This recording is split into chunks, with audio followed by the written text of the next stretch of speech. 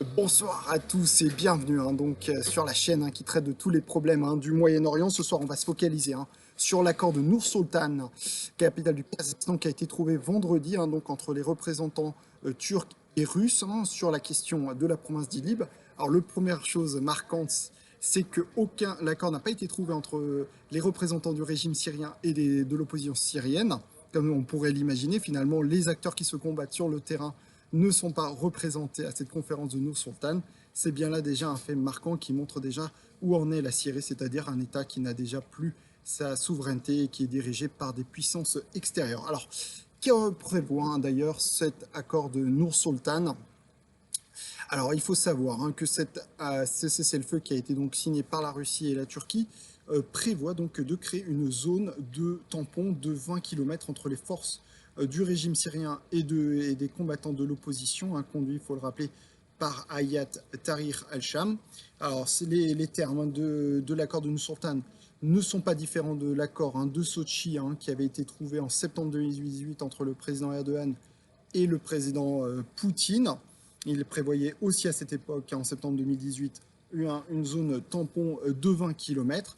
Et on sait ce qu'il est advenu de cet accord de Sochi, c'est-à-dire qu'il a été tout simplement non respecté, notamment Hayat Tahrir al-Sham n'a pas respecté très clairement les termes de cet accord, puisqu'il a combattu les forces du régime syrien pendant cette période entre septembre 2018 et le début de l'offensive du régime syrien en avril 2018, et probablement on peut donc penser que c'est la même chose qui pourrait advenir de cet accord de Nour-Sultan. Et d'ailleurs ce soir, le pessimisme qui règne autour de cet accord de Nour-Sultan a été donc paraphé, si j'ose dire, confirmé par le chef de Hayat Tahrir al-Sham qui a tenu les propos suivants ce soir.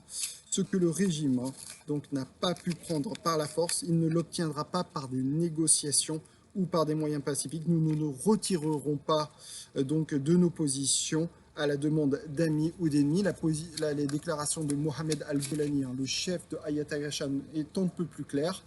Très clairement, le Hayat Tahrir al-Sham déjà ne souhaite pas négocier avec le régime syrien, et très clairement, il ne souhaite pas non plus négocier les positions militaires qu'il a conquis sur le terrain.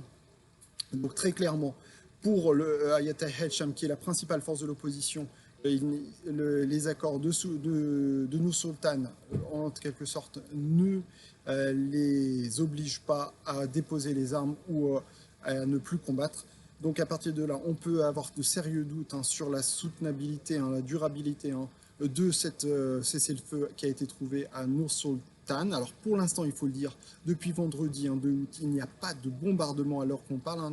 Ce soir, de vendredi soir à dimanche soir, on n'a pas eu connaissance de bombardement du régime syrien selon l'Observatoire syrien des droits de l'homme. Donc le cessez-le-feu tient, cela fait que 48 heures, mais tout de même, cela est tout de même bon à savoir, tout quand on sait l'ampleur des bombardements du régime syrien depuis avril dernier. Rappelons que 780 civils sont morts. Toutefois, on peut penser que des combats risquent de reprendre très bientôt dans cette région, du fait que Hayat Tahrir al-Sham est encore une fois ne se sent pas lié par cet accord. Mais il faut bien noter que l'acteur clé dans cette histoire ne sera sans doute pas Hayat Tahrir al-Sham ni le régime syrien, mais probablement en fait la Turquie, car la Turquie en réalité est le soutien militaire de l'opposition syrienne. Mais également, il faut savoir que la Turquie souhaite avoir des très bonnes relations diplomatiques avec la Russie. La Russie a demandé à la Turquie récemment de non seulement partager des informations militaires, il faut bien dire qu'elle le fait, mais qu'elle participe à l'offensive militaire contre Hayat Tahrir al-Sham.